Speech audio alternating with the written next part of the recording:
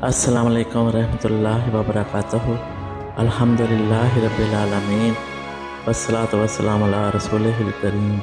ان اللہ و ملائکتہ یصلون علی النبی یا ایھا الذین آمنوا صلوا علیہ وسلموا تسلیما۔ اللہم صلی علی سیدنا مولانا محمد وعلی آلہ وصحبہ وبارک وسلم۔ شب برات بخشش اور مغفرت کی رات۔ شب برات کی ابتدا غروب آفتاب سے فوراً بعد شروع ہو جاتی ہے۔ رات جاگنے سے مراد ہے عبادت کرنا، درود پاک پڑھنا، توبہ استغفار کرنا، نوافل ادا کرنا، قرآن پاک کی تلاوت، کسی نہ کسی نیک عمل میں جاگنا۔ جتنی بھی مبارک راتیں ہیں، نفلی عبادات اس میں کرنی چاہیے۔ جس کا جہاں دل لگے وہاں بیٹھ کر رب اور رب کے حبیب کی رضا حاصل کریں۔ حضرت عائشہ صدیقہ طیبہ طاہرہ رضی اللہ تعالیٰ عنہ فرماتی ہیں، اگر میں ان راتوں میں مانگوں تو کیا مانگوں؟ آقا ہے صلی اللہ علیہ وآلہ وسلم نے فرمایا تو اللہم انک عفو کریم تحب العفو فاعف عنی یا غفور یا غفور یا غفور، یعنی ان راتوں میں جتنا ہو سکتا ہے توبہ استغفار کریں۔ یہ توبہ استغفار عبادت کی راتوں کا یہ پہلا کام ہے۔ یہ استغفار ہمیں کسی بھی برکت والی راتوں میں کثرت سے کرنا چاہیے۔ توبہ کی 4 شرائط ہیں: گناہوں سے باز آ جانا، گناہوں کو چھوڑ دینا ہمیشہ ہمیشہ کے لیے۔ دوسری شرط اپنے کیے پر شرمندہ ہونا۔ نمبر 3 آئندہ گناہوں کی طرف نہ جانے کا عزم کرنا۔ نمبر 4 حقوق کی ادائیگی۔ جب تک آپ حقوق کی ادائیگی نہیں کریں گے سچی توبہ نہیں ہوگی۔ جس نے 15 شعبان المعظم میں مغرب، عشاء، فجر باجماعت ادا کی، اگر ایسا کر لیا تو اس رات کی رحمتیں اور فیض و برکات آپ نے حاصل کر لیے۔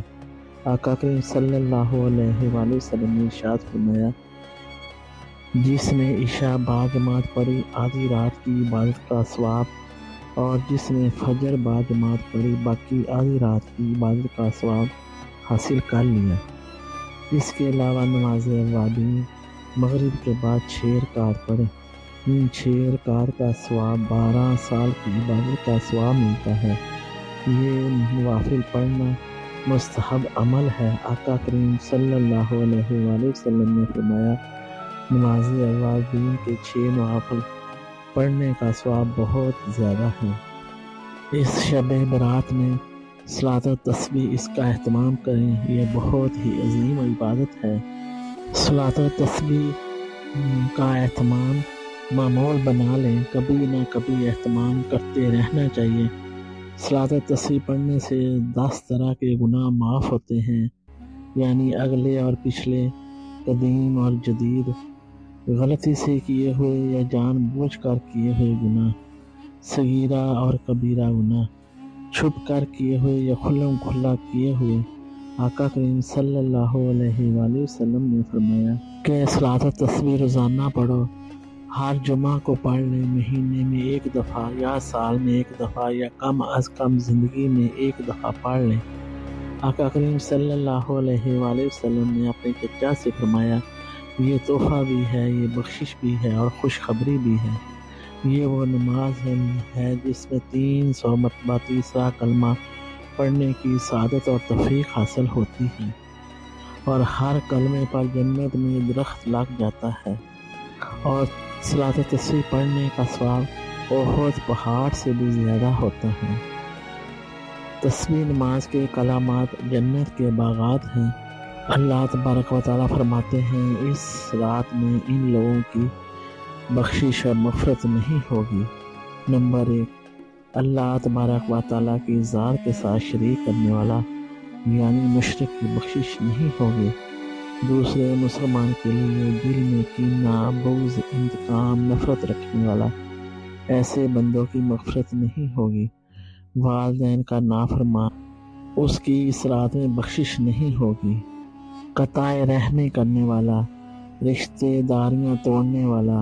نمبر 6 شراب اور نشہ کرنے والا، کسی کا ناحق قتل کرنا اور زانی زنا کرنے والا، تو ہمیں ان 8 چیزوں سے اپنے آپ کو نکالنا ہوگا تاکہ رحمت کی اس رات میں ہم پر اللہ تبارک و تعالیٰ ہماری بخشش اور مغفرت فرما دیں۔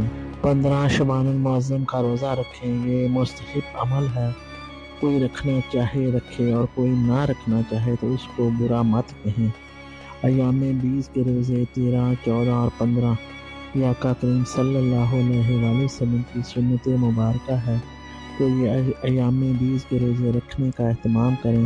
15 شعبان کا روزہ بھی اسی کے اندر ہی آ جائے گا اور ایام 20 والا عمل وہ بھی پورا ہو جائے گا۔ رمضان مبارک کے روزوں کی پہلے سے تیاری کریں تاکہ رمضان مبارک اللہ کا مہمان مہینہ ہم سے راضی ہو جائے۔ فکر کریں، اللہ تبارک و تعالیٰ سے دعا ہے کہ ہمیں آنے والے رمضان مبارک تک ہمیں خیر و عافیت کے ساتھ پہنچائے اور تمام امت مصطفیٰ امت محمدیہ پر اپنی خاص رحمتیں، خاص برکتیں اور خاص فیض و برکات نازل فرمائے۔ آمین ثم آمین۔ وآخر دعوانا ان الحمد للہ رب العالمین۔ جزاکم اللہ خیر و احسن الجزاء۔ السلام علیکم ورحمۃ اللہ وبرکاتہ۔